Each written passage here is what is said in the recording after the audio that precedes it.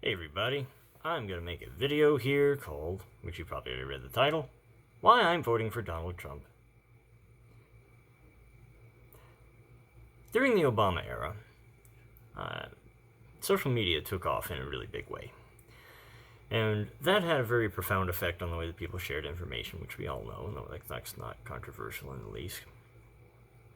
But what did become apparent is that certain kinds of information became very viral to share. I probably don't have to tell you what kinds of information those were. Most of them are social, political, and the like.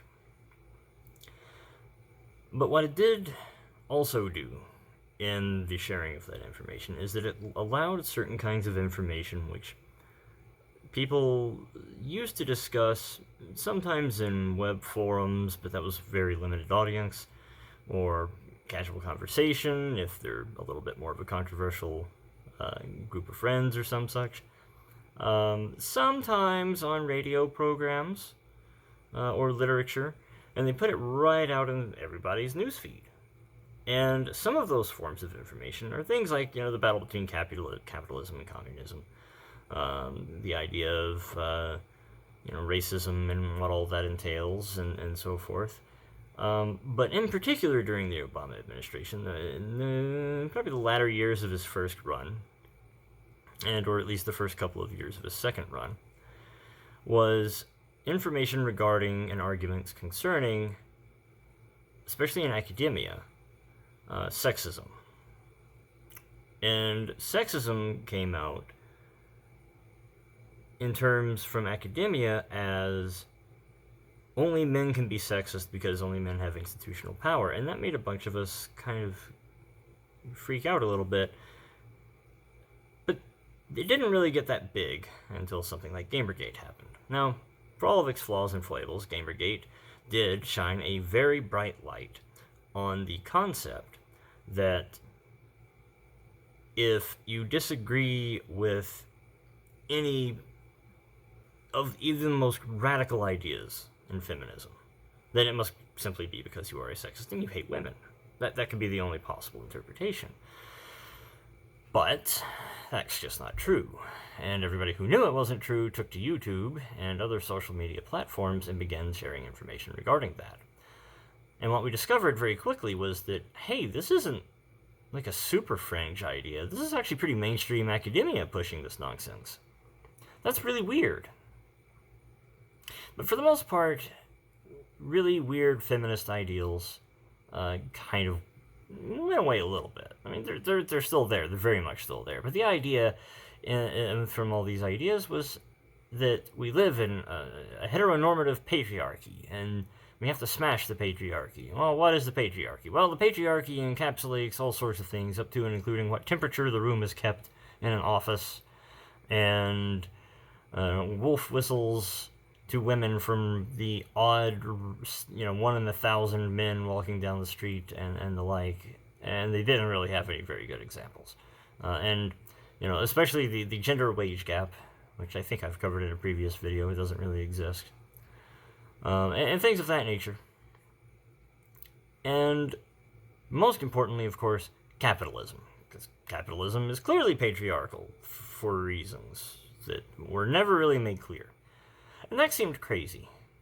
But we kind of got over that a little bit. Mostly we got over that a little bit because then the racial issue came up in a really big way when Ferguson, Missouri exploded. Now, when Ferguson, Missouri exploded, and keep in mind, this was under the Obama administration yet again, Black Lives Matter started. Now, I have no problem with the Black Lives Matter slogan.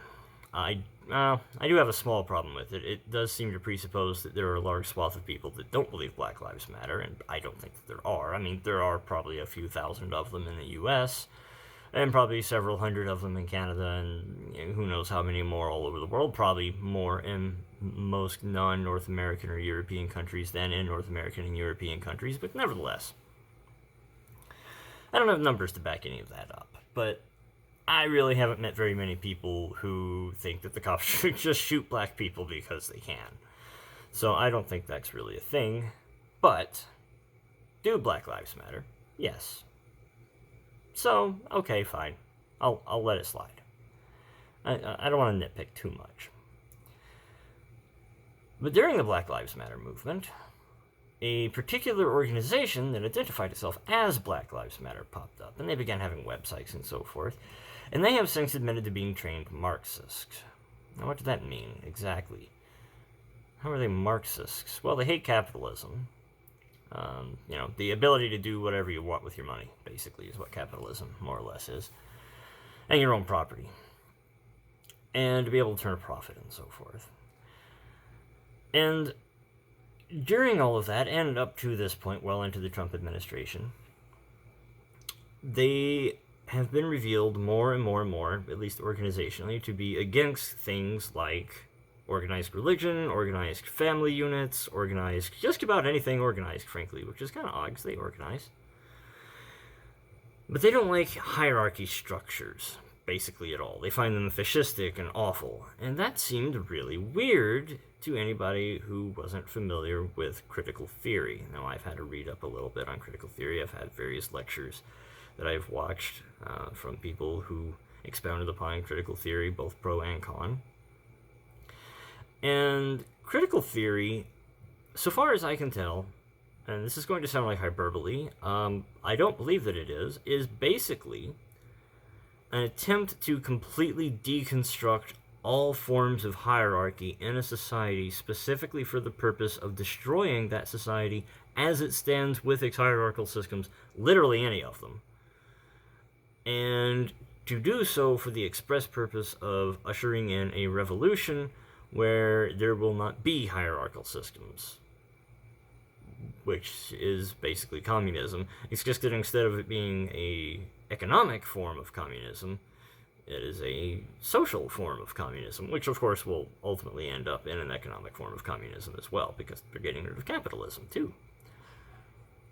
Never mind that the system that they would recreate would have to have a hierarchy. They're useful idiots, they don't know. And so I began looking into that, and so, you see videos from, like, Yuri Bezmenov and the like, who described as a former KGB agent what the purpose, or the methods and timelines and all for causing a country to fall apart in and on itself. And then you go back and you realize that, a lot of the movements in the 60s and 70s with the pro-workers movements and some of the feminist movements and everything, it was a bit too early, so it didn't get to take off that well, and so it kind of collapsed in on itself well ahead of the 80s and well into the 90s. Were movements specifically to divide people on race, class, gender, sex, yada yada yada, for the purpose of destroying the United States of America and other Western nations that have a capitalistic-based system. And this is exactly the tactic that is trying to be used. It is a divide-and-conquer tactic. It is not on the Trump administration. Trump did not begin this. He was not president when this started. He was barely in business when this started. He was barely born when this started. It's been going for a very long time, and it's not been a top-down hierarchical conspiracy of any sort. It's just this idea it's a bit like a virus. It just kind of replicates itself. It doesn't need a central structure. And because it doesn't need a central structure, they have actively sought to keep it from being a centralized, structured movement. They actually borrow a lot of the ideas of the CIA for sleeper cells and the like. But that's neither here nor there. I know I sound a bit conspiratorial on this, but there are legitimately people who very much want to see the end of the free world as we know it. No matter how many times doing that ends badly. So, what does this have to do with Trump? Well, for one, Trump is actually banning critical race theory. They called it racial sensitivity training, but it's just critical race theory. It's critical theory as applied to race. It's like critical gender theory, which is critical theory applied to gender. The inability to know which bathroom anybody's supposed to use, and the infinite number of genders that people supposedly have. And then the complete dissociation between gender and sex, and in fact, in some cases, the complete dismissal of the idea of biological sex altogether because hermaphrodites exist. Science is considered verboten in critical theory because it's hierarchical in nature, because it makes you distinguish between things and then define things, and then you can say what something is or is not with some sort of confidence. You can't do that in critical theory. That's not how critical theory operates. I've literally seen people say that questioning whether or not shamans in Africa can summon down lightning from rituals because it's unscientific is itself a form of white supremacy. When you hear the term white supremacy from the left, it, as often as not, does not mean the KKK and the like. So, be aware of that. Trump seems to be, although he's not very good at articulating that. He's not very good at articulating anything, frankly. That's one of his biggest flaws. It's not his biggest flaw. His biggest flaw is he's a philanderer, but that's neither here nor there. So what am I supposed to do with all that? Why does that make me want to vote for Trump? Well, it makes me want to vote for Trump because the Democrats seem to be actively encouraging this. They kind of say, yeah, we don't like violence, but then they won't name the violent people when it's on their side. They seem to think that maybe defunding the police is kind of an okay thing. They think the Green New Deal is a great idea because it basically lets them take over everything in the entire economy, because everything in some form or fashion uses energy or creates pollution. They want all of these kinds of things. It also lets them become more globalistic. And they seem to want to have an unending list of powers granted to them in order to usher in a utopia. Now, they won't say it in those terms, but that does seem to be what they want to do. They don't want individual states to have their own says in what they can do and cannot do. Everything must be national. Everything must be global. They want Justin Trudeau wants a post-national Canada, for instance. The Canadian equivalent to a Democrat, more or less. A far-left Democrat, in fact. And so then here comes Trump saying, nah, that's all stupid.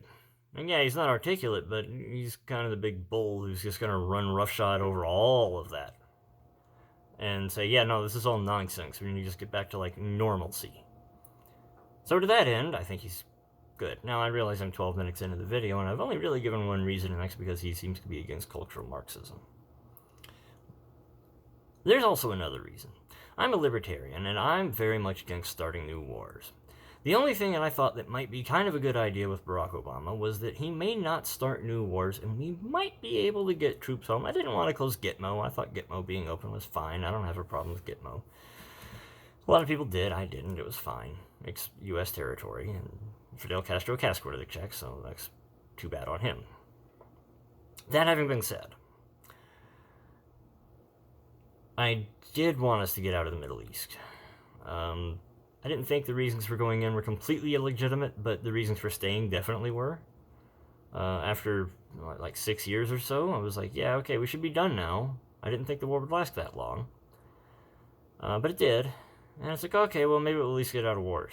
And I didn't like his socialistic medicine situation. I hated the Affordable Care Act. All libertarians hate the Affordable Care Act.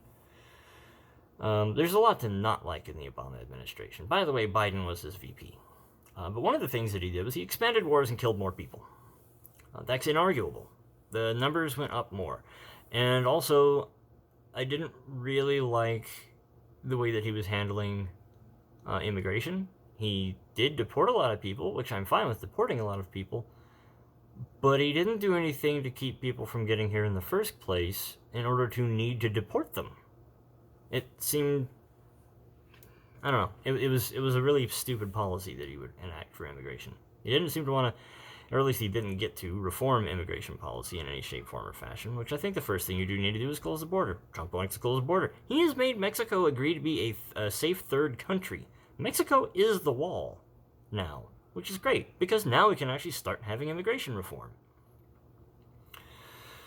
So, aside from that, Trump has started exactly 0 wars.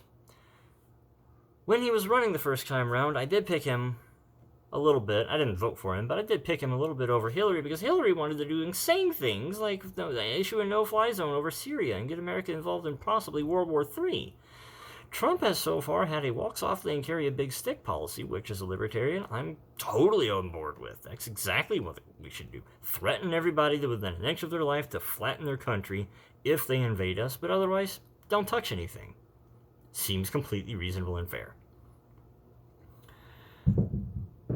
Biden is a warmonger.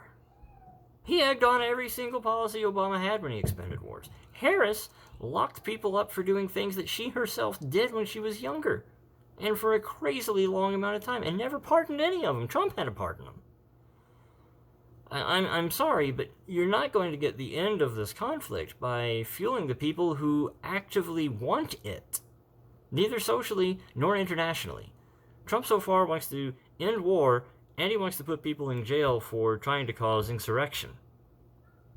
Those are two very valid points for a president to have. And Biden just kind of mealy mouth says, violence is bad.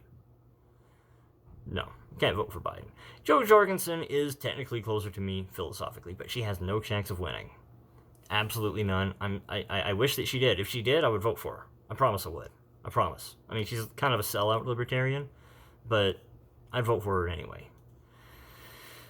But she can't win.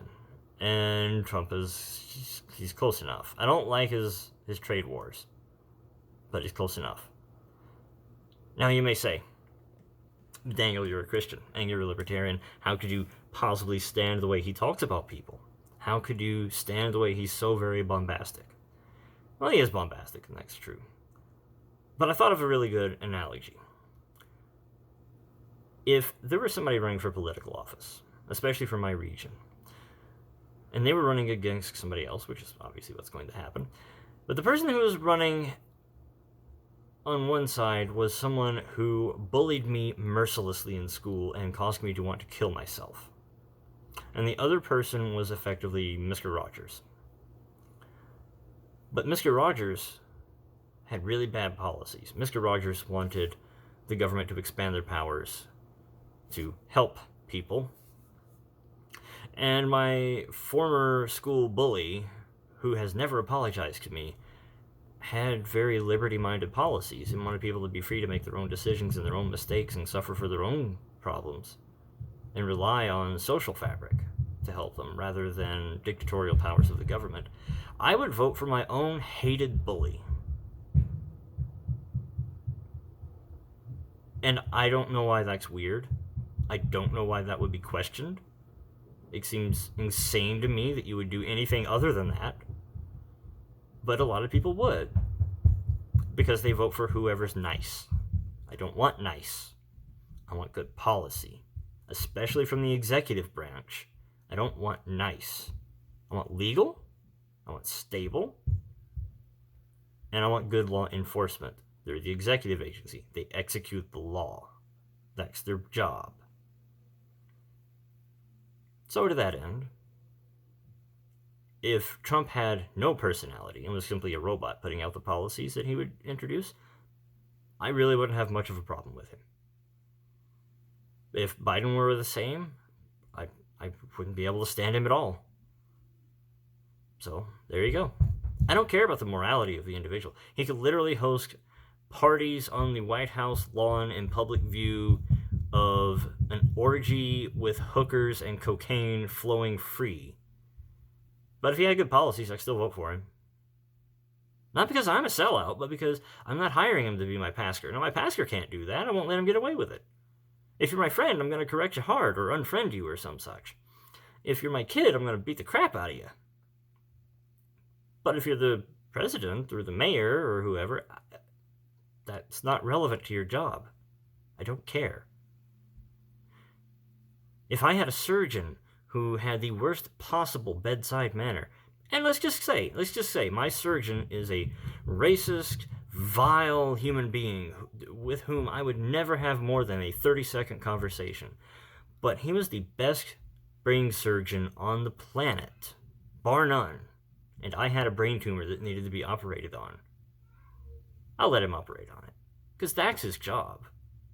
I don't need to like my surgeon. I don't need to like my president. I just need a good job done. That's my 2 cents.